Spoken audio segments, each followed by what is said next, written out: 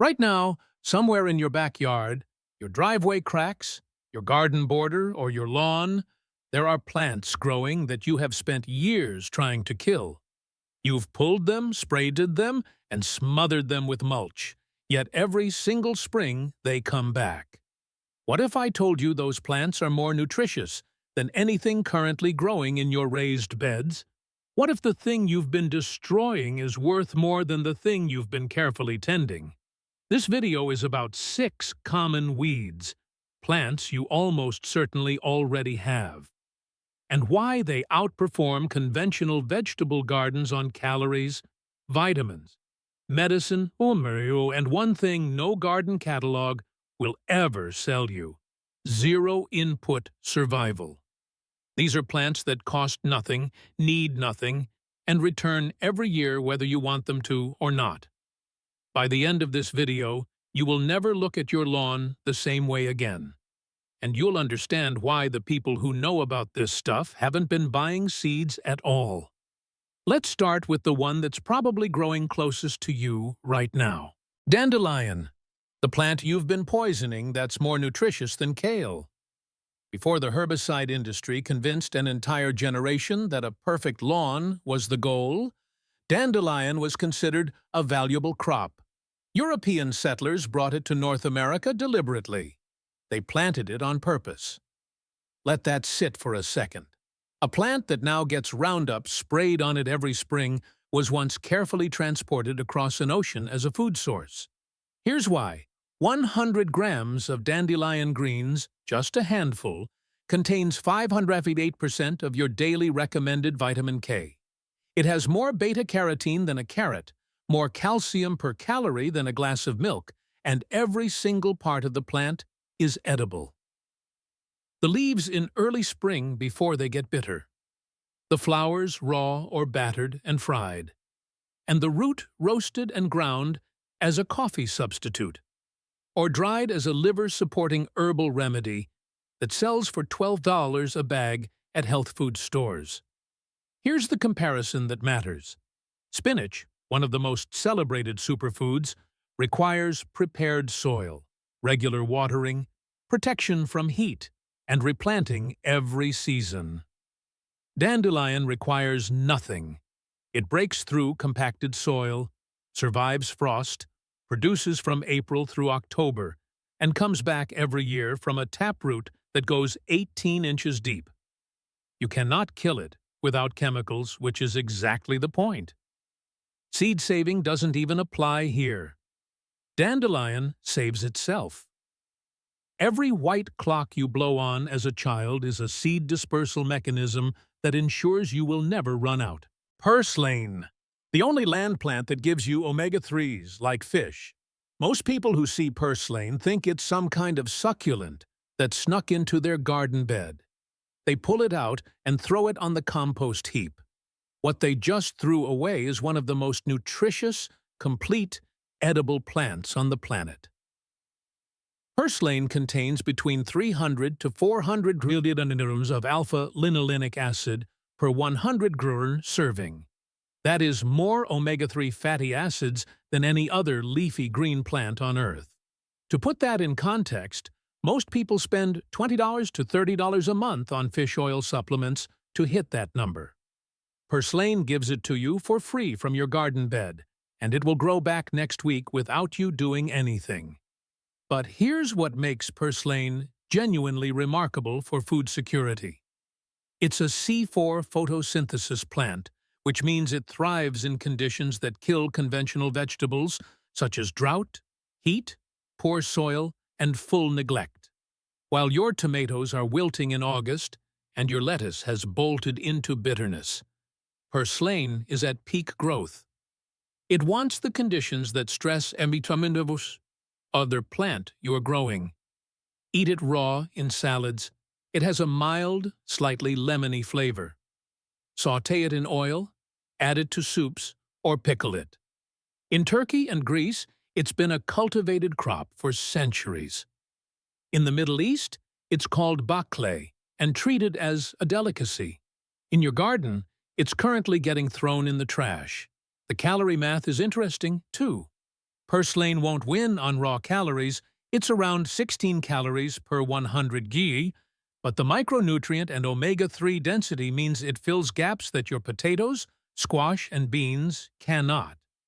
It's the supplement you're already growing and destroying. Lamb's quarters, the forgotten grain crop that outperforms spinach on protein.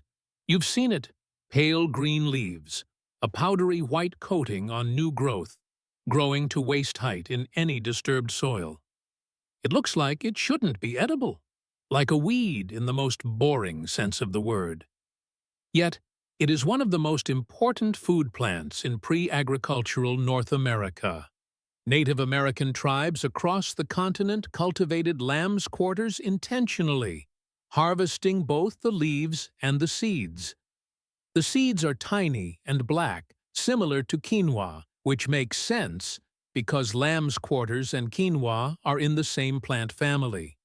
Those seeds can be dried, ground into flour, or cooked whole like a grain. One mature plant produces tens of thousands of seeds in a single season. The leaves contain 4.2 dandelions of protein per 100 gram raw, which is more than spinach. They also deliver iron, calcium, riboflavin, and vitamins A and C. Cook them exactly like spinach. They wilt down the same way, taste mild and earthy, and are actually more tender than most cultivated greens.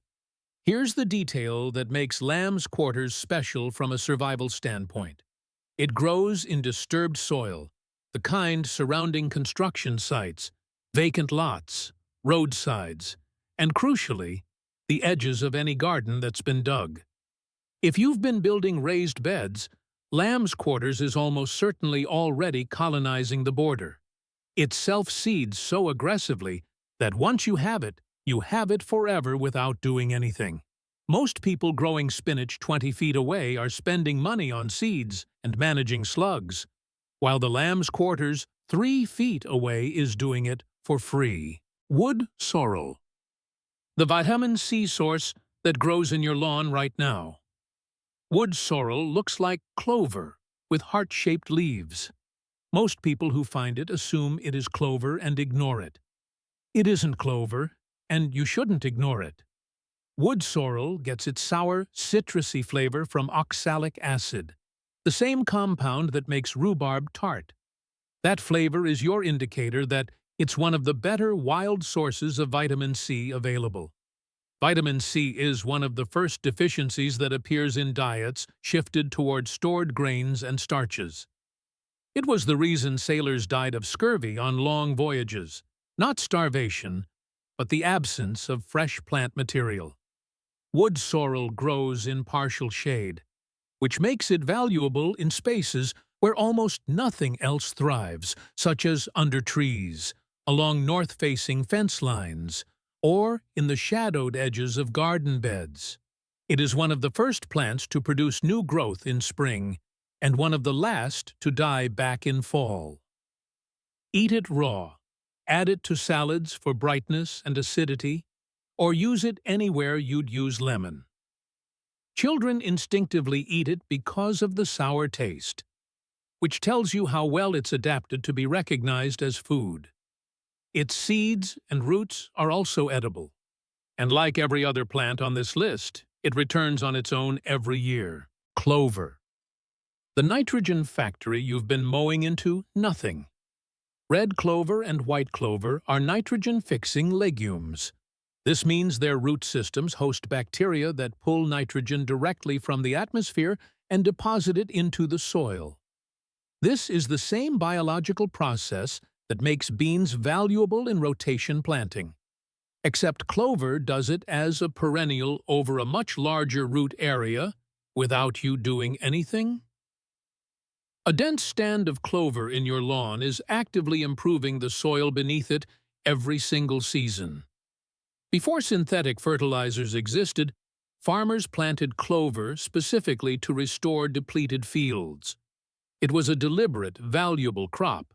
Then synthetic nitrogen made that unnecessary, and we started treating it as a weed. The edible profile is better than most people realize. Young clover leaves are edible raw, mildly grassy, and best in small quantities. The flowers, both red and white, are edible raw or dried. Red clover flowers have been used in herbal medicine for decades as a source of isoflavones, compounds studied for their effects on hormonal balance and cardiovascular health. Dried red clover flowers sell for $8 to $15 per ounce at herbal retailers, but you can harvest them from your lawn for free. The seeds can be sprouted indoors in winter for fresh greens when nothing is growing outside. Clover sprouts are mild, nutritious, and ready in 4 days. The plant will keep spreading, fixing nitrogen, and flowering without any intervention from you.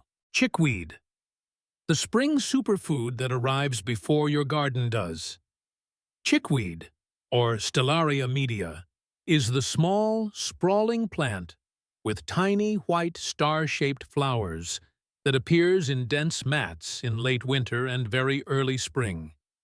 In most temperate climates, it starts growing in February or March, weeks before the last frost date and weeks before any cultivated vegetable can be safely started outside. That timing is the survival advantage. In any food security scenario, the most dangerous period is late winter into early spring, the gap between depleted stores and the first harvest. Chickweed fills that gap. It grows when nothing else will, and produces dense edible material with no inputs. It tastes genuinely good, mild, slightly grassy, with a texture similar to baby spinach. Nutritionally, it delivers vitamin C, calcium, magnesium, and iron. It was historically used as a poultice for skin irritation and minor wounds, a practice backed by its demonstrated anti-inflammatory properties. It's one of the oldest documented edible weeds in European and American folk medicine.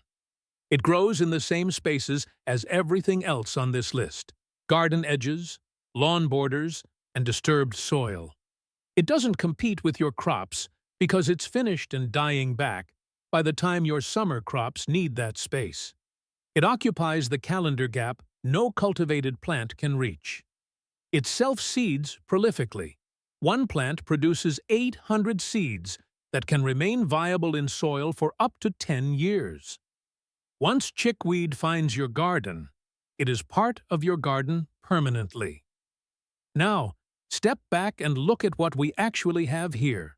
6 plants. Not one of them costs money. Not one of them requires seeds from a catalog, prepared soil, irrigation infrastructure, or any growing knowledge beyond being able to recognize them.